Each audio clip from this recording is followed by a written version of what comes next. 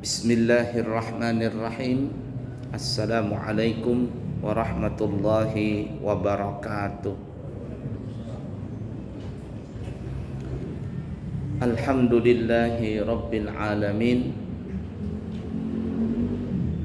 Allahumma fasalli wa sallim ala sayyidina wa nabiyyina wa maulana Muhammadin wa ala alihi wa sahbihi ajma'in, amma ba'du.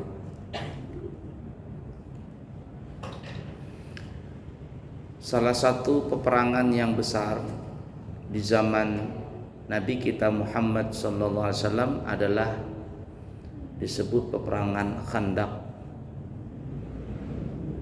Bisa juga disebut namanya perang Ahzab. Disebut Ahzab karena saat itu orang-orang Quraisy dan sekutu-sekutunya mereka bersatu ingin menyerbu kota Madinah. Saat itu Nabi bermusyawarah kepada para sahabat untuk mencari solusi bagaimana bisa menahan musuh ini agar mereka tidak masuk ke kota Madinah. Akhirnya Salman Al-Farisi memberikan ide. Kata Salman, kalau bahasa kitanya, ya Rasulullah, kalau di negara kami Persia diserang oleh musuh-musuh yang sangat banyak, kami membuat paret,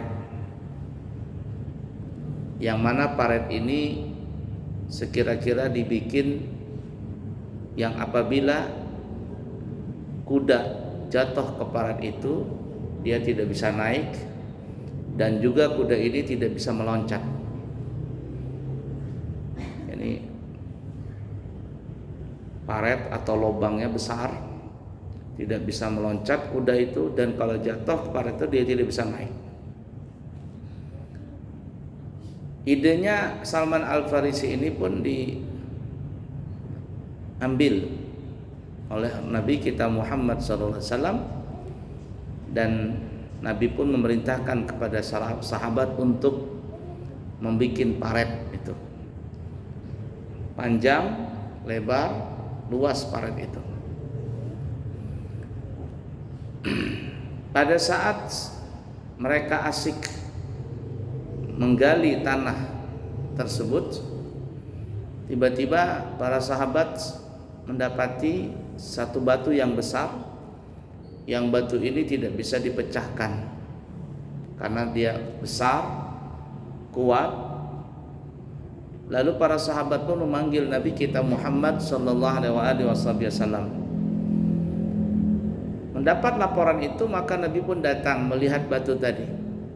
Maka Nabi pun mengambil alat pemecah batu tadi, ya semacam tukul atau geda. Nabi pun memukul batu tersebut. Pukulan pertama, batu itu mengeluarkan kilatan api. Nabi pun mengucapkan takbir, dan sahabat pun juga mengikuti takbir Nabi. Pukulan kedua, keluar lagi kilatan api. Nabi pun bertakbir lagi, dan sahabat pun juga ikut bertakbir.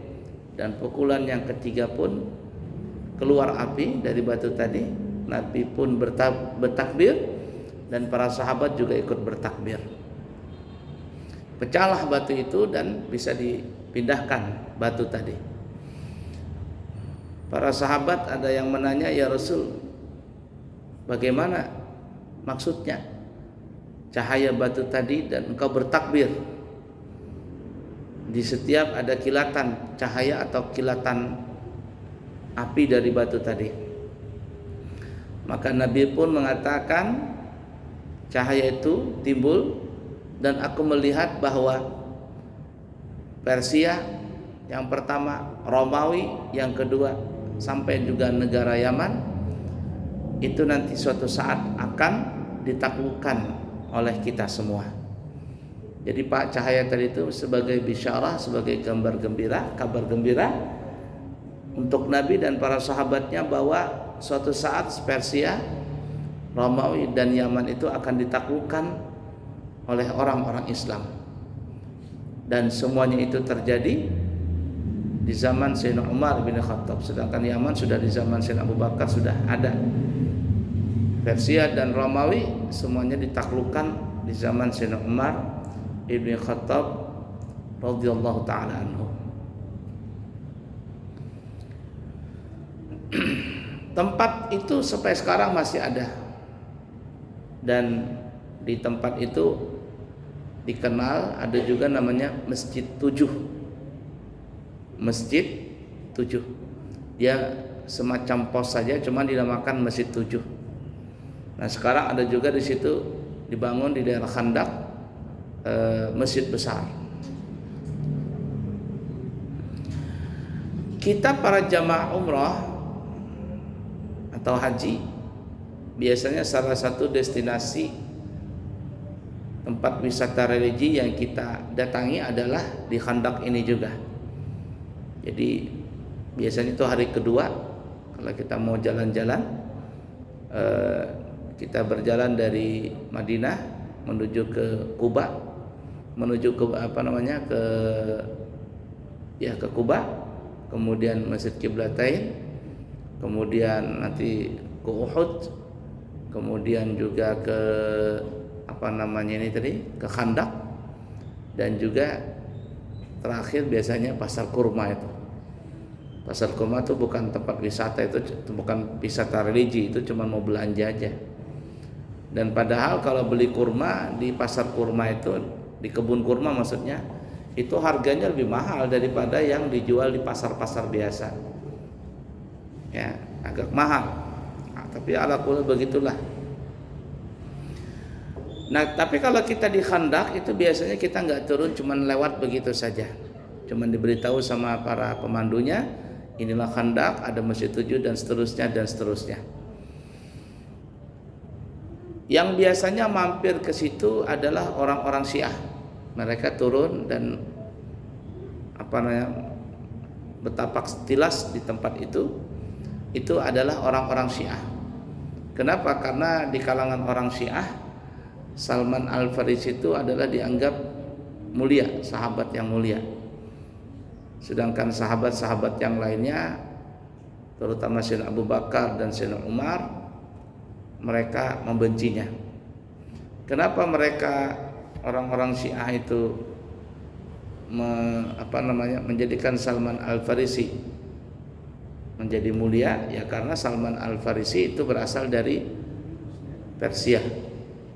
Ya, Al-Farisi maksudnya Persia. Yang zaman dulu Persia itu sangat besar cakupannya, cuman termasuk yang paling besar itu adalah di daerah Iran. Sekarang adalah negara Iran. Nah, sedangkan Syiah itu terbesar adalah sekarang di negara Iran. Dan negara Iran itu bukan negara Arab sebenarnya, Persia. Zaman dulu Persia. Dan yang memberi ide pembuatan Khandak tadi itu adalah Salman Al-Farisi. Makanya orang-orang Syiah ke situ, ke Khandak tadi. Ala kulli hal, terlepas daripada itu, itulah cerita yang ada di Khandak. Kemudian ada salah satu cerita yang unik juga di Khandak tadi. Kalau tadi kita lihat mukjizat Nabi ya, Nabi memecahkan batu sampai keluar 3 kilatan dan menunjukkan bahwa Islam ini akan sampai nanti masuk ke negara, meruntuhkan Persia, Romawi dan Yaman, dan itu terjadi semuanya. Dan batu yang besar tadi yang notabene-nya tidak bisa dipecahkan oleh sahabat-sahabat yang lain, tapi di tangan Nabi kita Muhammad sallallahu alaihi wasallam batu itu bisa pecah. Ini menunjukkan bahwa kekuatan Nabi kita Muhammad sallallahu alaihi wasallam di atas orang-orang biasa. Kemudian para sahabat kan mencangkul tuh. Cangkul gali. Saat itu Sayyidina Jabir melihat para sahabat ini kelaparan karena kan berhari-hari gali tanah ini. Dan mereka belum ada makan, sudah berapa hari ini, cuman minum aja, kurma minum. Akhirnya Salman pun Sayyidina Jabir melihat di perutnya Nabi ini ada batu yang diikat, 2 atau 3 biji batu diikat di perutnya Nabi. Lalu terbenaklah di pikiran Sayyidina Jabir bahwa Nabi ini memang lapar. Tapi Nabi tidak menunjukkan kelaparan tadi. Kalau sedangkan sahabat-sahabat yang lainnya itu memang betul kelihatan laparnya. Nabi lapar tapi tidak ditunjukkan rasa lapar tadi. Ini menunjukkan bahwa kekuatan Nabi itu memang lebih kuat daripada orang-orang pada umumnya yang biasanya. Melihat itu Sayyidina Jabir pulang ke rumahnya. Dari Khandak menuju ke Madinah itu ya mungkin kalau jalan kaki ada 1 jam. Menuju ke kota Madinah, menuju ke rumahnya Sayyidina Jabir. Lalu Sayyidina Jabir bertanya kepada istrinya, "Wahai istriku, apakah kita punya makanan?" Kata istrinya, "Emang ada apa? Aku melihat Rasulullah kelaparan. Karena aku melihat ada batu yang diikatkan di perutnya Nabi Muhammad sallallahu alaihi wasallam." Kata istrinya Jabir, "Ada, tapi belum dimasak." Maksudnya gimana? Tuh kita punya 1 sak gandum yang kurang lebih 3 kilo gandum lah. Bahasa kitanya tepung. Ada yang lain? Ada. Apa itu? Kambing kamu tuh yang kecil tuh. Jadi ada 1 ekor kambing masih di luar kecil. Nah, kalau kau ingin memberikan makan Nabi, kita masak. Aku adankan roti tepung tadi, jadikan roti. Ya kalau zaman sekarang roti canai lah, ya, atau lempeng lah, lempeng tepung. Nanti aku bikinkan kambing itu, kita bikin kare, bikin marak begitu. Karena kambingnya kecil dan orang kelaparan, Nabi juga lapar, panggillah Rasulullah dan sahabatnya. Ya mungkin 3 atau 4 orang, jangan lebih daripada itu. Karena kalau lebih tidak cukup nanti makanan kita ini. Ya sudah, masaklah. Dipotongkan kambing tadi, istrinya pun memasak kambing tadi. Lalu Sayyidina Jabir kembali ke Khandak. Lalu Sayyidina Jabir berkata kepada Rasulullah, "Ya Rasulullah, di rumah saya ada makanan. Ada makanan. Kalau engkau sudi, mari kita makan di rumah." Kata Rasulullah, ya Jabir, apa yang kau punya? Kau masak apa? Katanya Sayyidina Jabir, istri saya berkata punya 1 sak gandum, itu dibikin ya semacam lempeng lah. Kemudian ada kambing kecil, itu dimasak kare. Oh, cuman kata istri saya disuruh mengundang engkau dan 3 atau 4 orang saja.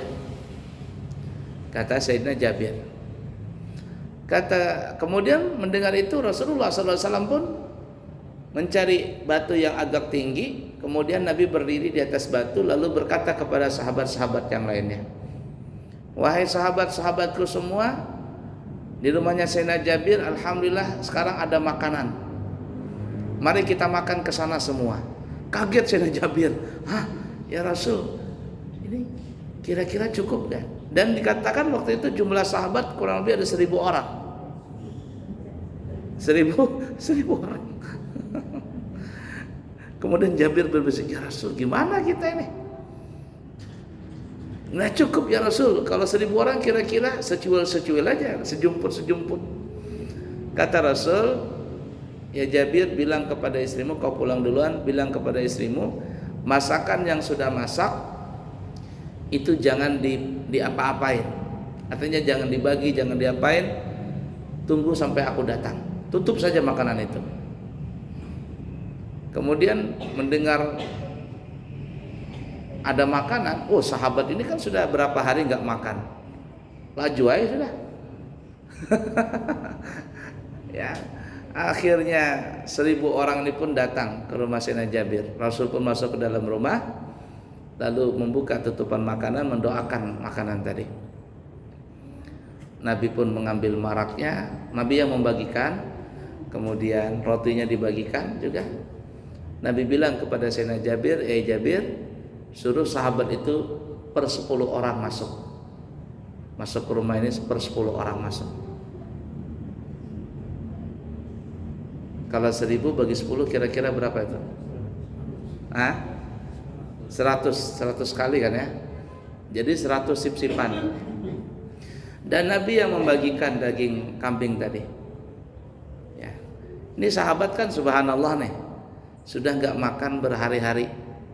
Kira-kira kalau ada orang nggak makan umpama 2 hari, sekali makan kira-kira gimana itu? Jar orang Banjar membantas. Tahu membantas? Pokoknya kalau bisa piringnya dimakan juga. Sahabat lapar. Kemudian juga sahabat ini kerjanya kan capek nih.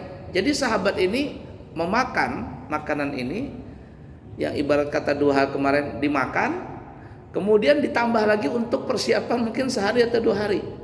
Jadi jar orang Banjar makan tuh sampai ke gulu banyaknya, limpat di sini lah. Dan Rasulullah nyuruh makan lagi, tambah, jangan sampai kau nggak kenyang, makan sekenyang-kenyangnya, makan.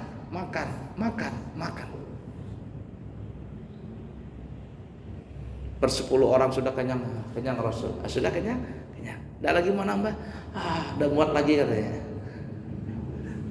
Per 10 orang masuk sampai 100 kali sip-sipan. Dan itulah salah satu mukjizat Nabi kita Muhammad sallallahu alaihi wasallam. Cuman yang begini-gini enggak setiap hari, ada waktunya saja.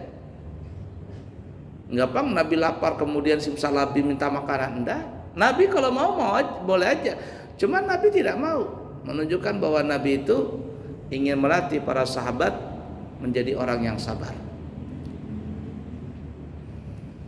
Pernah juga Sayyidina Abu Hurairah, Abdurrahman bin Sakhar, ketuanya Ahlus Sufah, para sahabat yang tinggal di masjid. Itu jumlahnya ada yang mengatakan 40, ada yang mengatakan 80 orang, ada yang mengatakan lebih daripada itu.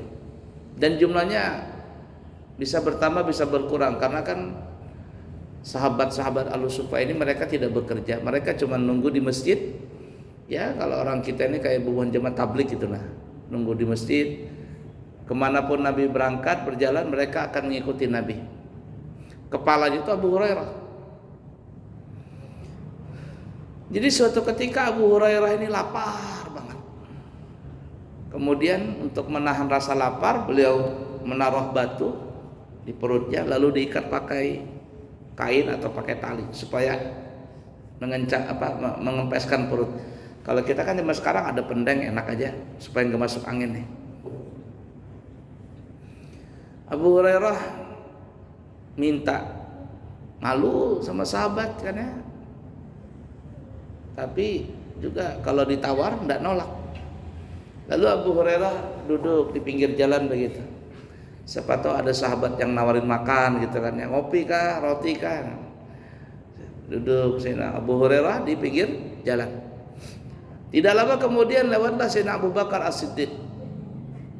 Wah, kebetulan Abu Bakar ini, jangan-jangan dibawain makan nih. Lalu Sayyidina Abu Hurairah mengucapkan salam, Assalamualaikum ya Abu Bakar. Waalaikumsalam warahmatullahi wabarakatuh. Gimana ya Abu Hurairah hari ini? Kabarnya baik gak? Baik ya Abu Bakar, baik. Kau bagaimana? Baik juga, alhamdulillah. Setelah basa-basi sebentar, Sayyidina Abu Bakar lewat. Abu Hurairah ini kan basa-basi siapa tahu ditawarin. Tapi ternyata Sayyidina Abu Bakar nggak paham nih. Nggak paham dia. Jadi kan terkadang kita itu ada tiba-tiba teman ini negur kita, itu biasanya ada maunya itu. Apalagi kalau kemana nih? Keluar sebentar. Oh iya kah? Itu biasanya tolong Bang ngajakin saya makan gitu nah, atau ngopi kah habis salat subuh gitu. Ya kalau sekali-sekali nggak apa-apa, kalau tiap hari ditraktir sama orang, bah ini apa ini? Lewat Sayyidina Abu Bakar, ya sudahlah. Abu Hurairah ini Abu Bakar nggak paham. Tidak lama kemudian lewat lagi Sayyidina Umar bin Khattab radhiyallahu taala anhu, lewat begitu. Lalu Sayyidina Abu Hurairah pun mengucapkan salam, basa-basi ngomong dan seterusnya. Sayyidina Umar pun menjawab pertanyaan dan basa-basinya Sayyidina Abu Hurairah. Kemudian selesai itu Sayyidina Umar lewat. Enggak paham juga ini Sayyidina Umar nih. Abu Bakar lewat enggak paham, Sayyidina Umar lewat enggak paham. Kemudian yang ketiga lewatlah Nabi kita Muhammad sallallahu alaihi wasallam.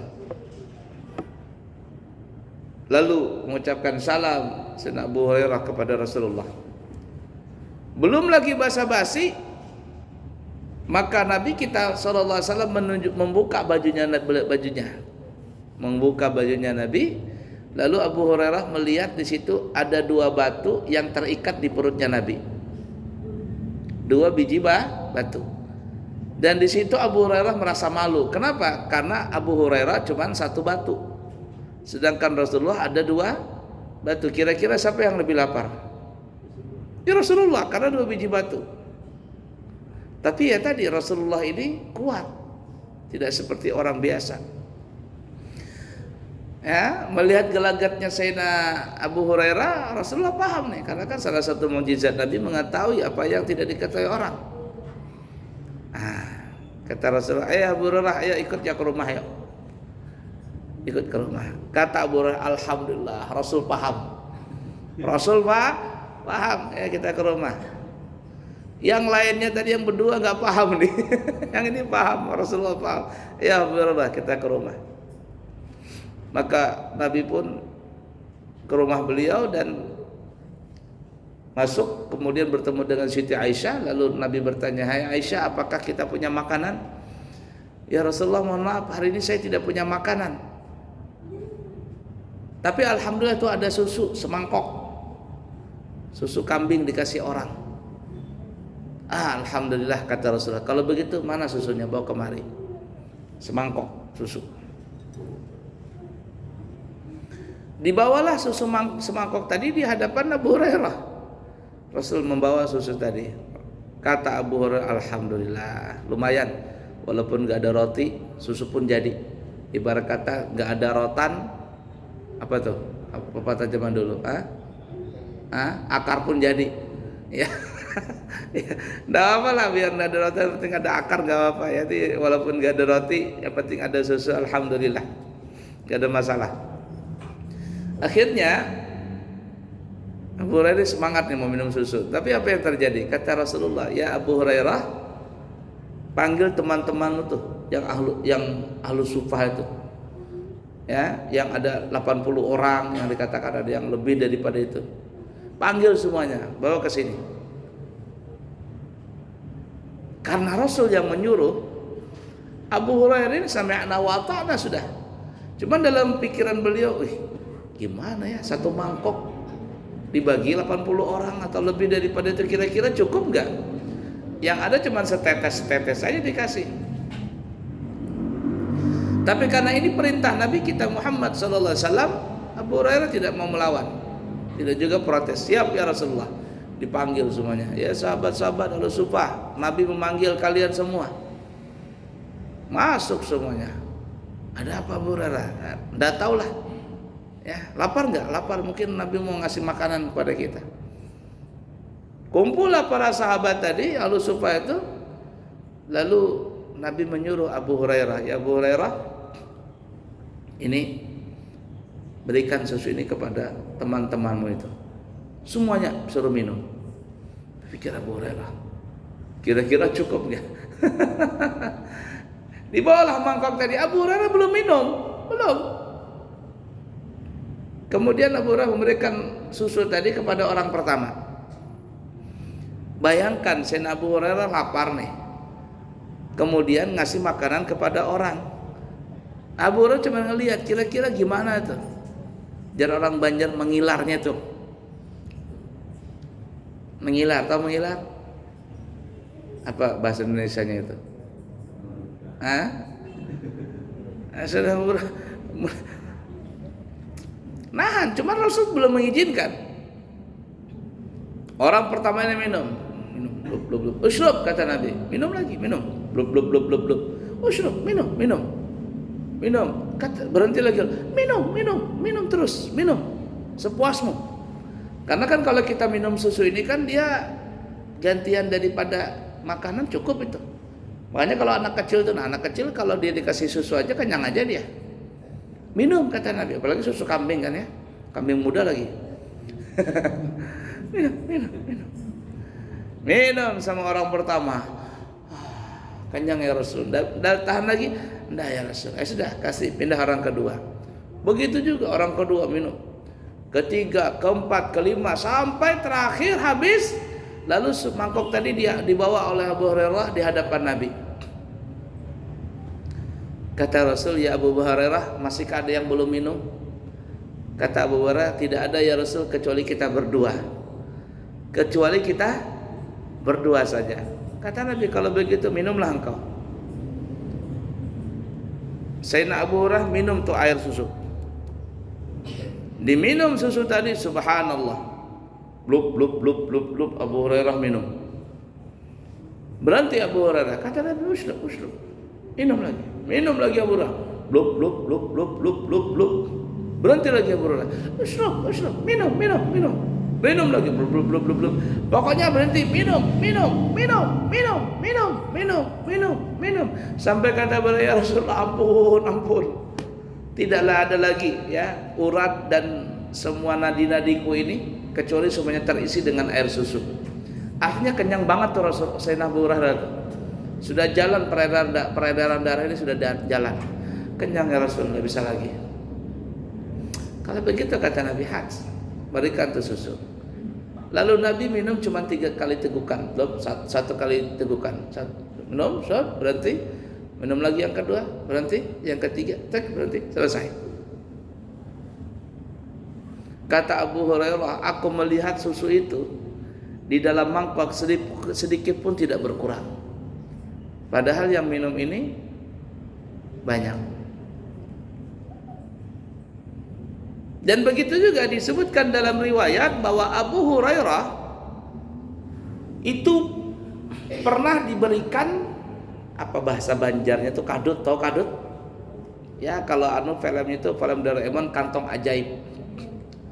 Kantong ajaib yang memberikan Rasulullah.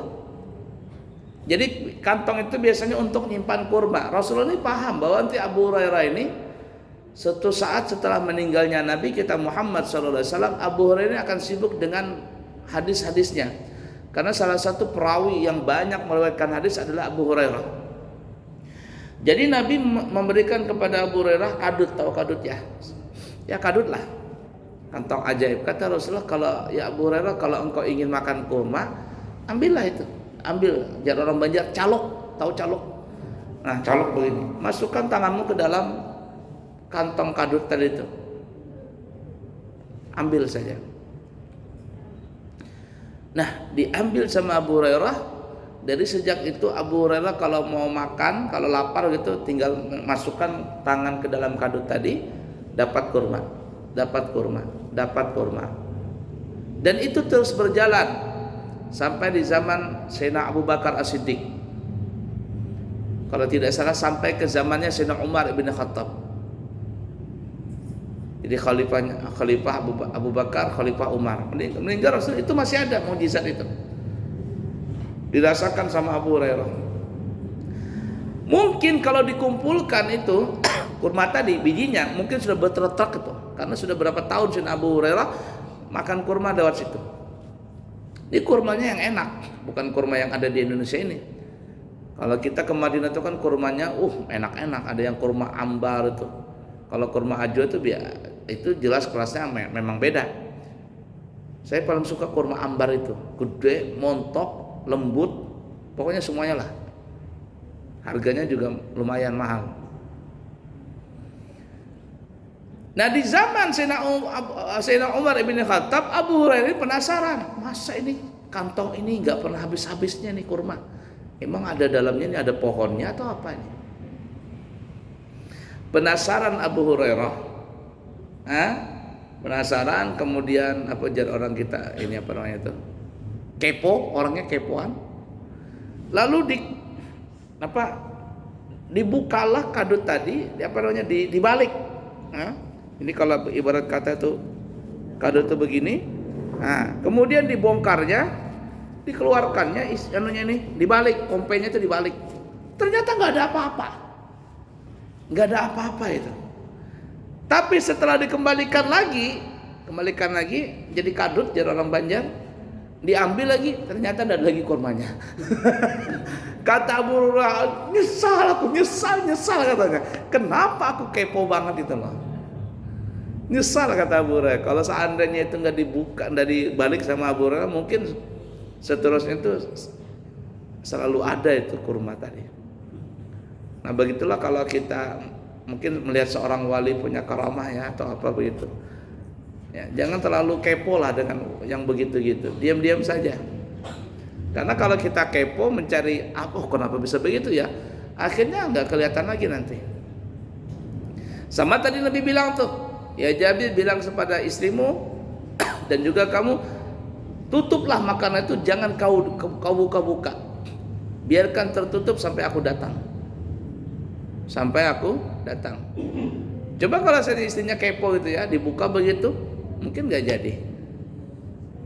Itulah Nabi kita Muhammad sallallahu alaihi wasallam, mempunyai kemuliaan yang sangat mulia sampai sahabat-sahabat pun merasakan itu semua. Baik, ini kayaknya pengajian pertama ini setelah hari raya ini. Jadi padahal sudah saya umumkan itu di grup, tapi mungkin jamaah nggak ngelihat akhirnya ya tadi. Karena tadi ngumumkannya kalau nggak salah habis asar atau nggak salah. Habis asar, tak lupa saya. Cuman kata saya beritahukan ke pengurus untuk mengadakan pengajian. Kemudian juga itu jamaah nanti mungkin mau pindah tempat. Dari sini tapi di tempat lain katanya. Di musola mana gitu. Kemarin ada ngelapor sama saya. Katanya, guru kami mau minta pindah tempat. Terserah kalian saja kata saya. Di mana enaknya nanti. Katanya di daerah mana gitu. Karena kan saya ini cuman neruskan pengajian saja.